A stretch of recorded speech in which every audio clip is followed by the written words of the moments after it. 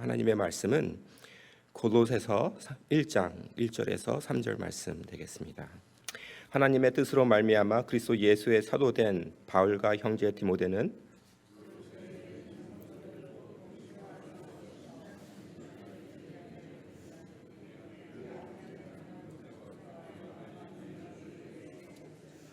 같이 읽겠습니다. 우리가 너희를 위하여 기도할 때마다 하나님 곧 우리 주 예수 그리스도의 아버지께 감사하노라. 아멘. 네, 제가 오늘 새벽 예배를 이 교회에 부임한 지 처음 맡게 됐습니다. 그래서 앞으로 골로새서 말씀을 가지고 같이 묵상을 하면서 말씀을 배우려고 합니다. 골로새서의 주제는 예수 그리스도의 그 그리스도 되심을 주제로 하고 있습니다. 예수 그리스도의 주 되심. 그래서 예수 그리스도께서 이 세상을 모든 것을 창조하실 뿐만 아니라 구속하셨고 예수 그리스도 안에 모든 것이 있다 하는 것을 주제로 사도 바울이 골로새 교회에게 편지를 쓰고 있습니다. 근데 저희가 이 바울 이 서신을 읽을 때마다 꼭 알아야 되는 몇 가지가 있는데 그 몇 가지를 오늘 소개시켜 드리기를 원합니다. 첫 번째로는 바울 서신에는 바울은 로마인이었습니다. 유대인이었고 헬라 문화를 잘 알고 있었지만은 그는 로마 시민이었고 그러므로 그가 로마인들에게 또 유대인들에게 헬라인들에게 편지를 썼을 때는 로마 사람들이 보통 쓰는 편지의 방법대로 편지를 썼습니다. 그래서 우리 미국 사람이나 한국 사람들은 편지를 쓸 때 어떻게 쓰죠? 누구누구에게 그리고 이제 편지를 씁니다. 근데 로마 사람들은 그렇게 편지를 쓰지 않았습니다. 먼저 자기 자신을 소개를 했습니다. 나는 누구이다. 그래서 오늘 말씀에도 보니까 하나님의 뜻으로 말미암아 그리스도 예수의 사도된 바울과 형제 디모데는, 그래서 오늘 이 골로새서는 바울뿐만 아니라 바울과 바울의 제자된 디모데가 같이 이 편지를 썼는데 바울이 자기 자신을 소개하는 것을 보는데 바울이 자기 자신을 어떻게 소개하는가를 한번 저희가 유심히 볼 필요가 있습니다. 하나님의 뜻으로 말미암아 그리스도 예수의 사도된 바울이다, 나다. 사도 바울은 지금 이 편지를 쓰는 그러한 환경을 보면은 그가 지금 감옥에서 편지를 쓰고 있습니다. 그런데 이 감옥에서 편지를 쓰는 이 바울이 첫 마디가 나는 하나님의 뜻으로 말미암아 그리스도의 사도가 된 사람이다. 결국 하나님의 뜻으로 말미암아 사도된 나는 지금 내 상황도 하나님께서 하나님의 뜻대로 하나님의 주권 가운데에서 지금 내 이 상황에 있다 하는 것입니다. 성도 여러분, 이것은 우리 믿는 사람들에게 주는 큰 위로입니다. 우리는 어떨 때 내가 있는 이 상황에서 내가 무엇을 잘못해서 내가 이렇게 됐는가, 아니면 내가 부족해서 이 상황에 있는가. 근데 그것은 굉장히 인간적인 생각입니다. 우리는 지금 어떠한 상황에 있든지 어떠한 기쁨의 상황에 있든지 괴로움의 상황에 있든지 어려운 상황에 있든지 하나님의 뜻 가운데에서 이루어지고 있는 것입니다. 하나님의 뜻 가운데에서 이루어지고 있는 상황에 있는 것이기 때문에 우리는 두려워할 필요가 없는 것입니다. 지금 자기 자신의 건강을 염려를 해야 할 사도 바울이 지금 골로새에 있는 교인들을 위하여서 그들을 생각하면서 그들을 위해서 기도를 하면서 편지를 적고 있습니다. 성도 여러분, 저희는 어떻게 우리의 상황에서 나만 생각하지 않고 하나님의 나라를 세우는 그러한 사람이 되겠습니까? 그것은 먼저 하나님의 뜻이 무엇인가를 생각하고 하나님의 주권을 믿는 것뿐만 아니라 그 주권에 사로잡힌 그러한 사람이 되어야 하는 것입니다. 내가 지금 있는 상황 가운데에서도 하나님께서 주인이 되시며 이 상황을 하나님께서 붙잡고 계시다는 그러한 생각을, 그러한 믿음을 갖고 있지 못한다면은 우리는 이 상황을 극복할 수 있는 힘이 없게 되는 것입니다. 그래서 사도 바울은 자기 자신이 하나님의 뜻으로 말미암아 내가 이 상황에 있으며 지금 이 상황에 있음에도 나는 그냥 단지 감옥에 묵힌 자가 아니라 하나님 예수 그리스도께서 지명하신 그러한 사도이라는 것을 믿고 그리고 그의 사명을 지켜 편지를 쓰고 있는 것입니다. 그리고 이제 이 사도 바울은 골로새에 있는 성도들에게 편지를 쓰고 있습니다. 근데 저희는 골로새에 대해서 사실 많이 모르고 있습니다. 골로새는 소아시아의 지금 터키에 있는 그러한 지방인데요. 1800년대에 이제 그 고고학자들이 거기에 가서 발굴하다가 별로 많이 발굴하지 못하고 그리고 다른 더 큰 도시로 이제 이전을 해서 발굴을 하기 시작했습니다. 그 후에 이제 중동 상황이 어렵게 되고 그렇게 되어서 지금 현재까지도 이제 터키의 그 정부가 허락을 내주지 못해서 아직 발굴을 하지 못한 그러한 장소입니다. 근데 저희가 알고 있는 것은 이 정도입니다. 이 골로새라는 그러한 지방은 굉장히 작은 지방이었습니다. 그리고 그 주위에는 몇 가지 큰 도시들이 있었습니다. 그 중에 저희가 잘 아는 그러한 도시 중에 하나가 무엇이냐면 라오디게아라는 그러한 도시가 있습니다. 그것은 요한계시록 3장에 보면은 예수님한테 크게 혼나는 그러한 교회 중에 하나인데 그 교회가 그 지방이 그 도시가 바로 근처에 있고 에베소가 그 근처에 있습니다. 오늘 말씀 그 골로새서 1장 1절에서 3절에서는 안 나와 있지만 1장을 쭉 읽어가다가 8절에 보면은 이러한 대목이 있습니다. 7절에 보면은 에바브라라는 사람에게 대한 그러한 언급이 있습니다. 학자들이 얘기하건대 골로새에 하나님의 말씀이 들어가는 것은 사도 바울이 골로새를 직접 찾아가서 복음을 전한 것이 아니라 아마 사도 바울이 에베소에서 오랜 시간 동안 말씀을 가르치고 있을 때 에바브라라는 한 제자가 그곳에 와서 말씀을 듣고 그가 받은 그 은혜를 자기의 고향인 골로새에 가서 말씀을 전해서 그 지방에 교회가 세워지게 되었다라는 그러한 생각을 갖고 있습니다. 골로새라는 그러한 작은 지방에게 지금 사도 바울은 자기가 한 번도 만나지 못한 사람들에게 편지를 쓰고 있는 것입니다. 성도 여러분, 이거 생각을 한번 해보시기 바랍니다. 지금 사도 바울은 로마에서 감옥에 있습니다. 그런 고통을 받고 있습니다. 그리고 외롭습니다. 그리고 자기가 처한 그러한 사정 가운데서 그 상황 가운데서 자기 자신을 애탄하면서 슬픔 가운데서 살 수 있습니다. 근데 그러한 바울이 지금 다른 도시에게 편지를 쓸 뿐만 아니라 자기가 한 번도 찾아가지 못하고 그리고 아주 작은 그러한 고장인 그러한 골로새에 있는 교회에게 편지를 쓰고 있는 것입니다.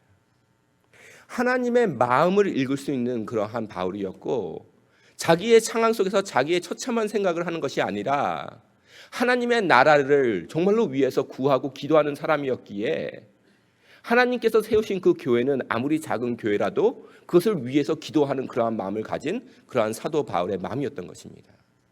저는 가끔 가다가 여행을 하게 되면은 이제 한국에 간다든지 아니면 동부에 가서 이제 여행을 하다 보면은 이제 사람들을 만납니다. 사람들을 만나면은 이제 미국 사람들 항상 하는 말이 있죠. Where are you from? 그렇게 얘기를 합니다. 어디서 왔냐? 그러면은 저는 이제 얘기를 합니다. 저는 지금 LA에서 왔습니다. 근데 LA에서라고 얘기를 안 하죠. 토렌스에서 사역하고 있습니다. 그렇게 얘기를 하면은 항상 사람들이 하는 말이 있습니다. 토렌스가 어디야? 그렇죠? 토렌스가 어디야? 그렇게 얘기를 합니다. 그러면 기분이 좀 나쁘죠. 나는 여기가 고향 같은 곳인데 토렌스를 모른다는 거예요. 기분이 나쁩니다. 근데 하나님께서는 토렌스를 아신다는 것입니다. 세상 사람들은 토렌스를 몰라도 하나님은 토렌스를 안다는 것입니다. 우리 교회가 아무리 작은 교회라도 하나님께서 기억하시는 교회이고 하나님께서 지명하신 그러한 사도들을 쓰셔서 그 교회를 격려하시고 세우신다 하는 것입니다. 하나님께서 기억하시는 그러한 교회를 하나님께서 지키시는 교회를 우리 자신도 기억을 해야 하는 것이고 우리 기도 가운데서 기억해야 되는 것이고 우리 가운데서 우리의 마음속에서 지켜야 하는 그러한 교회가 된다는 것을 오늘 말씀에서 저에게 가르쳐주고 있는 것입니다. 골로새를 기억하시는 하나님, 아무리 작은 교회라도 기억하시는 하나님, 그리고 하나님께 부름을 받은 사람이라면 아무리 작은 곳이라도 아무리 작은 사람이라도 아무리 작은 교회라도 기억하면서 최선을 다하고 마음을 다 쏟는 그러한 마음이 있어야 한다는 것을 오늘 사도 바울은 저희에게 가르쳐주고 있는 것입니다. 하나님께서 지으신 그 교회, 하나님께서 세우신 그 교회 안에는 언제든지 신실한 성도들이 있습니다. 오늘 말씀을 보니까 골로새에 있는 성도들, 곧 그리스도 안에서 신실한 형제들에게 편지를 한다라는 그런 대목이 있습니다. 성도라는 대목이 저희는 잘 압니다. 이 말의 뜻을 잘 압니다. 성도라는 말은 영어로 세인트입니다. 굉장히 거룩하고 구별된 사람들이라 하는 것입니다. 하나님의 교회에 다니는 사람들은 아무리 그 고장이 작고 그 교회가 작다 할지라도 아직도 믿음을 가지고 나오는 사람들은 바로 성도라 하는 것입니다. 저는 아무래도 2세 목회를 하다 보니까 이제 일세 이제 새벽 예배에 나올 기회가 많이 있지 않습니다. 항상 밤늦게까지 우리 2세들은 항상 밤늦게까지 사역을 하고 1세들은 아침에 일찍 일어나서 사역을 합니다. 근데 1세를 생각하면서 항상 마음속에서 굉장히 놀라는 것은 새벽 기도에 많이 찾아오신다 하는 것입니다. 저는 한 명도 안 올 것 같은데 우리 2세들은 새벽 기도하면 한 명도 안 오는데 1세들은 그래도 한 100명 나오는 것 같아요. 보면 교인들이 그런 생각을 가질 때가 있습니다. 우리 교회에 교인이 몇 명인데 이 정도밖에 안 나오는가. 근데 성도 여러분 그렇지 않습니다. 세상이 악한 세상에서 내가 아직도 이 아침에 신앙을 지키고 내 마음속에 하나님을 갈급하기 때문에 내가 하나님을 필요하기 때문에 이 장소를 찾아온다는 것은 아직도 내 마음속에 성령이 거하고 계시며 하나님께서 우리 이 교회를 지키고 계시다 하는 그러한 증거인 것입니다. 내 마음속에 하나님께서 계시고 성령께서 역사하고 계시고 그리고 하나님께서 내 믿음을 지켜주고 계시고 하나님께서 아직도 이 교회에 기도하는 사람들을 붙잡고 계시고 신실한 사람들을 붙잡고 계시다 하는 것을 우리는 믿고 격려를 받아야 할 것입니다. 우리 하나님 아버지께서 우리에게 주시는 것이 무엇이 있습니다. 그것이 무엇입니까? 바로 은혜와 평강입니다. 사도 바울은 이제 로마식으로 편지를 쓰면서 이제 자기 자신을 소개하고 그리고 그가 수신자들에게 이제 인사를 합니다. 그런데 그 인사 가운데에서 사도 바울이 항상 빼지 않고 넣는 그러한 두 단어가 있습니다. 그것은 무엇입니까? 은혜와 평강입니다. 이것은 그 특별한 이유가 있습니다. 어떤 면에서 형식적인 이유가 있습니다. 유대인들은 만날 때마다 헤어질 때마다 어떻게 인사를 하죠? 이거 샬롬, 그렇죠? 샬롬. 이거 모르면 저희 교회 간첩이죠, 그렇죠? 샬롬이라고 얘기를 합니다. 샬롬하고 이제 그 평화라고 얘기를 합니다. 로마 사람들은 어떻게 인사를 했겠습니까? 기뻐하라, 캐리에이라고 인사를 했습니다. 근데 캐리에이하고 비슷한 단어가 뭐냐면 캐리스라는 말이에요. 근데 캐리스라는 단어가 무슨 뜻이냐면 은혜라는 뜻입니다. 근데 여기서 단지 바울이 로마식으로 그리고 유대식으로 인사를 하는 것이 아닙니다. 지금 바울의 인사 가운데는 복음이 종합되어 있습니다. 정리되어 있습니다. 그것은 무엇입니까?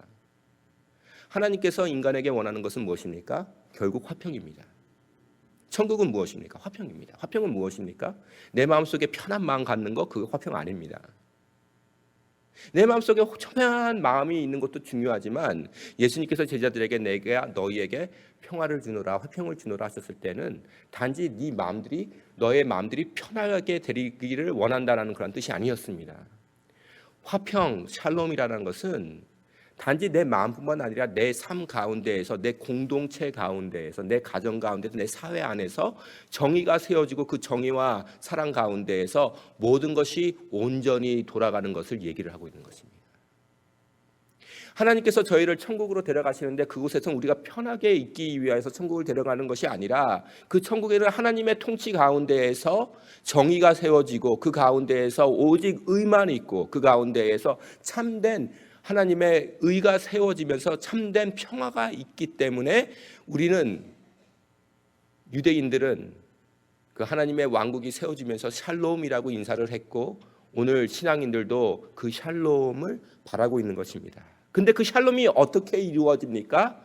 하나님께서 정죄하심으로 말미암아 죄인들에게 벌을 주심으로써 이루어지는 것이 아니라 저희와 같이 쓸모없는 죄인들에게 하나님께서 은혜를 베풀어 주심으로써 그 샬롬이 가능하다 하는 것입니다.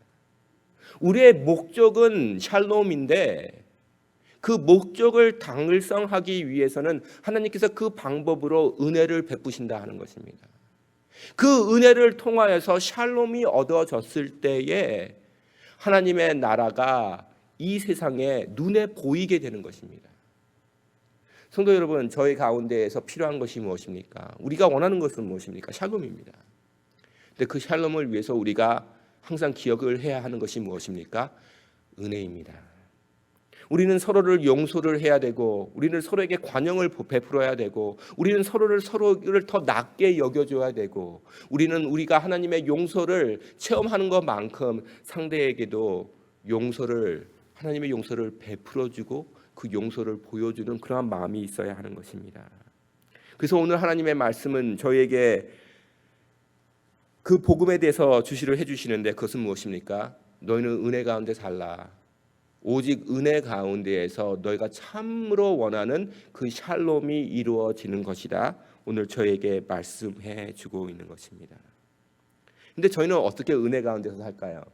그래서 3절에서 나타나 있습니다. 우리가 은혜에서 사는 방법은 결국 기도를 하는 삶에 있다 하는 것입니다. 여기서 사도 바울이 저에게 말씀해 주고 있습니다. 3절에서 우리가 너희를 위하여서 기도할 때마다 하나님 그 우리 주 예수 그리스도의 아버지께 감사하노라. 우리는 기도로서 그 은혜를 살아가고 있는데 그 가운데에서 우리는 무엇을 할 수 있습니까? 감사할 수 있는 것입니다. 기도는 감사의 시간입니다. 성도 여러분, 저희가 하나님께 얻은 것이 하나님께서 우리에게 주지 않으신 것보다 훨씬 많습니다. 오늘 차 타고 오실 때 차가 시동이 안 걸려서 여기 안 오신 분 없지 않겠습니까? 다 시동이 걸렸습니다. 그렇죠? 페달을 밟으니까 차가 갔습니다. 브레이크를 밟으니까 차가 섰습니다. 그래서 다 여기 왔습니다. 감사할 것이 많습니다. 집에 가면은 또 음식이 기다리고 있고 잠이 부족한 사람은 또 잠잘 시간이 있습니다. 감사할 것이 많습니다. 비록 저희가 피곤할 때가 있고 짜증날 때가 있지만 우리의 삶 속에는 감사할 것이 너무나도 많습니다. 근데 오늘 이 감사한다는 말을 한 사람이 누구입니까? 사도 바울입니다. 그는 감옥에 있으면서 불편하면서 그의 마음속에서는 복음을 전하고 싶은 그 마음으로서 굉장히 갈급한 마음에 있으면서도, 그리고 그가 찾아가 보고 싶은 그 고로새 교인들을 아직 못 찾아가는 그런 마음이 있으면서도 그 가운데에서 그는 감사한 마음이 있다 하는 것입니다. 그것은 왜 그렇습니까? 결국 우리의 인생은 하나님께서 다시 주관하시기 때문입니다.